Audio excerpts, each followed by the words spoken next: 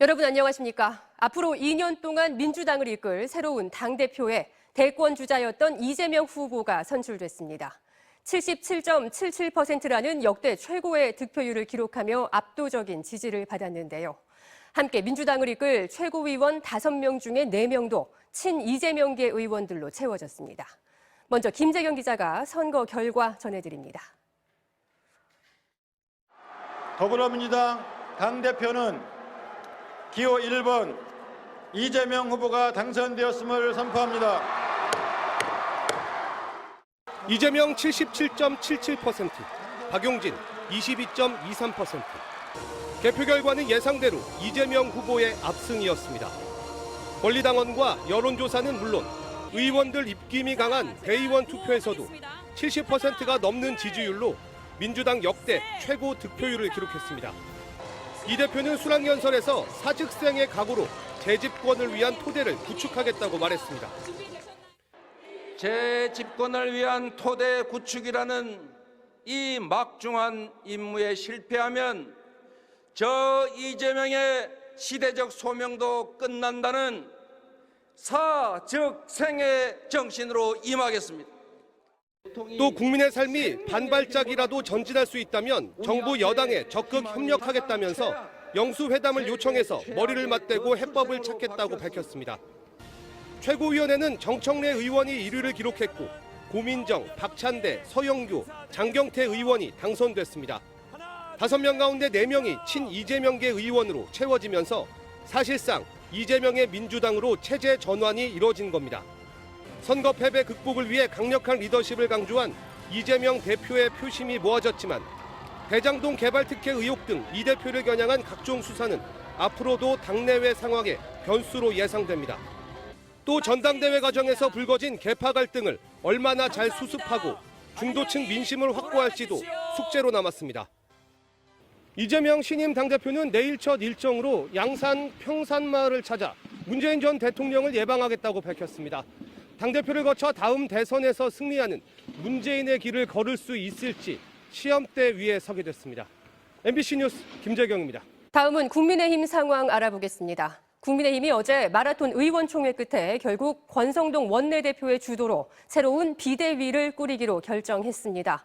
그러자 당내 중진들을 중심으로 돌고 돌아 또 권성동 체제냐, 반성과 성찰이 없다, 민심에 역행한다는 등의 비판이 빗발쳤습니다. 임현주 기자가 보도합니다. 추석 민생 대책을 논의하기 위해 열린 당정협의회. 당을 대표해선 권성동 원내대표가 참석했습니다. 물가 안전 대책이 추석 전에 이루어질 수 있도록 신속한 행정을 부탁드립니다. 주호영 비대위가 가처분 결정으로 무효화되면서 이후 수습은 다시 권 원내대표가 맡기로 어제 의총에서 결정한 겁니다. 국민의힘은 우선 당이 비대위로 전환해야 할 비상 상황이 무엇인지 보다 구체적으로 정해 당원 당규를 고친 뒤 새 비대위를 출범시키기로 했습니다. 다시는 이런 법원의 판결이 나지 않도록 처음부터 하나씩 잘 챙겨가도록 하겠습니다. 당헌을 그대로 두거나 기존 비대위를 유지할 경우 모두 이준석 전 대표가 또 무효라고 가처분 신청을 하면 법원에서 받아들여질 가능성이 높기 때문에 내놓은 보육책입니다. 당 내에서는 곧바로 비판이 터져나왔습니다. 이 사태가 벌어진 건 이준석 대표를 무리하게 해임했기 때문이다. 그런데 당은 반성과 성찰 없이 법원, 국민과 싸우려고 한다며 염치가 실종됐다는 말까지 나왔습니다. 또 김태호, 윤상현, 조경태 의원 등 중진들을 중심으로 권성동 원내대표에 대한 사퇴 촉구가 이어졌습니다. 현 지도부는 그 실력이 다 드러났습니다. 당초 이준석 전 대표에 대한 처리 방식이 세련되지 못했습니다. 언제까지 이 아마추어리즘을 반복할 것입니까? 차기 당권 주자로 꼽히는 유승민 전 의원은 의총 결정은 바보짓이라면서 윤석열 대통령에게로 화살을 돌렸습니다. 유 전 의원은 SNS를 통해 내부 총질이라는 윤 대통령 본인의 문자로 난리가 났는데 모르쇠로 일관하며 배후에서 당을 컨트롤하는 것은 당당하지 못하다며 자신의 책임을 인정하라고 비판했습니다. 하지만 대통령실은 당 내홍 사태와 의총 결과에 대해 의원들이 중지를 모아 고심해서 내린 결론인 만큼 잘 해결되기를 기대한다며 이상으로 드릴 말씀이 없다고 밝혔습니다. MBC 뉴스 임현주입니다. 오늘 새벽 도로 한복판에 차량이 멈춰 서 있다는 신고를 받고 경찰이 다가가자 운전자가 줄행랑을 쳤습니다. 앞을 막아선 경찰 차량까지 파손시키면서 5km 이상을 도주했는데요. 추격전 끝에 붙잡고 보니 무면허 운전에다 혈중 알코올 농도 수치는 면허 취소 수준이었습니다. 유서연 기자가 취재했습니다. 오늘 새벽 서울 금천구의 지하철역 근처 도로. 흰색 차량이 쏜살같이 지나갑니다. 곧이어 순찰차 한 대가 도주 차량을 뒤쫓습니다. 순찰차가 도주 차량에 바짝붙어 경고하지만 멈출 기미가 없습니다. 멈추는가 했던 차량은 이내 방향을 돌리더니 속도를 올려 다시 도주하기 시작합니다. 오늘 새벽 4시쯤 도로 한가운데 차량이 멈춰 서 있다는 112 신고가 접수됐습니다. 지하철역 앞 도로입니다. 운전자 남성은 이곳 편도 2차로 중 1차로에 시동을 켠 채로 멈춰서 있었습니다. 신고를 받고 출동한 경찰이 검문하기 위해 다가갔지만 운전자는 그대로 차를 출발시켰습니다. 골목길을 누비며 추적을 따돌리던 흰색 차량. 맞은편에서 길을 막아선 다른 경찰차를 치고 도주 행각을 이어갑니다. 도심 추격전은 5km 이상 이어졌습니다. 이 차량이 덜미를 잡힌 건 고가도로 교량 부근에서 신호를 기다리던 다른 차량들 때문이었습니다.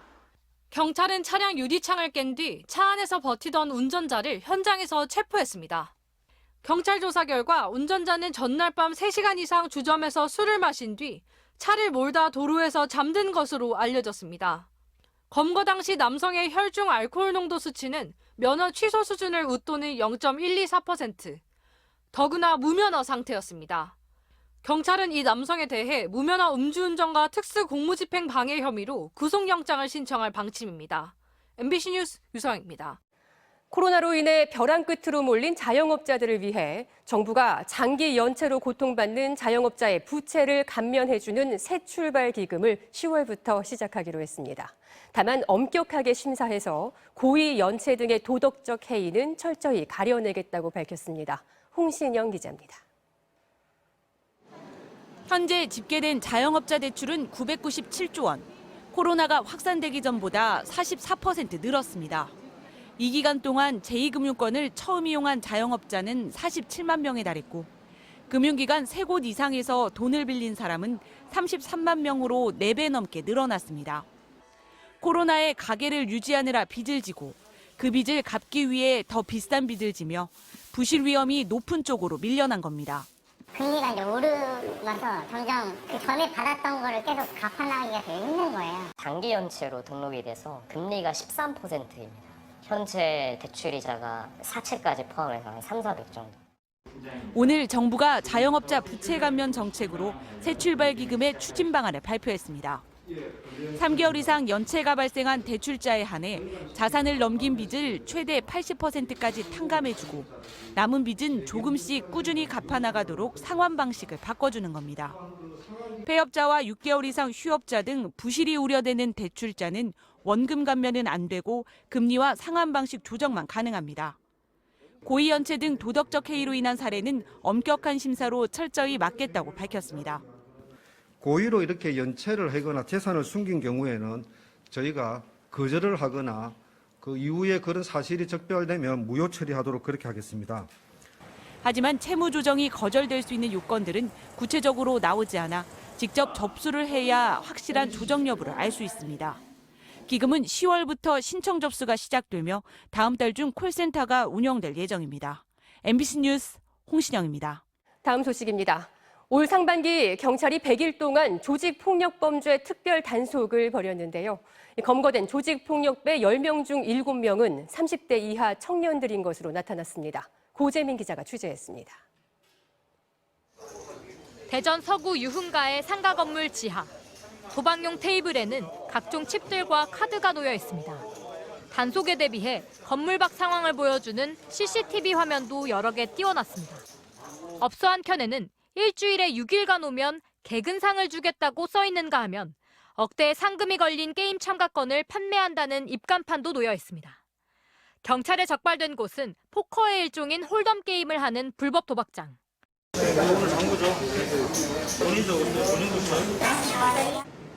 이 도박장을 운영한 조직폭력배 일당은 한 돈에 10%씩 수수료를 챙겨왔는데 경찰이 파악한 범죄 수익금만 약 27억 원에 달합니다. 경찰은 대전과 세종 일대 7곳에서 불법 도박장을 운영한 혐의로 40여 명을 붙잡아 검찰로 넘겼습니다.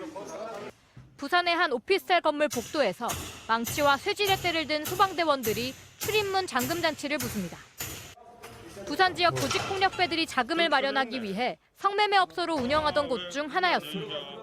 조직폭력배 단속에 나선 경찰이 지난 4월부터 100일간 수사한 끝에 1,600여 명을 붙잡았고 이 가운데 300명을 구속했습니다. 재판에 넘기기 전에 경찰이 몰수 추징 보전한 범죄 수익금도 약 48억 원에 이릅니다.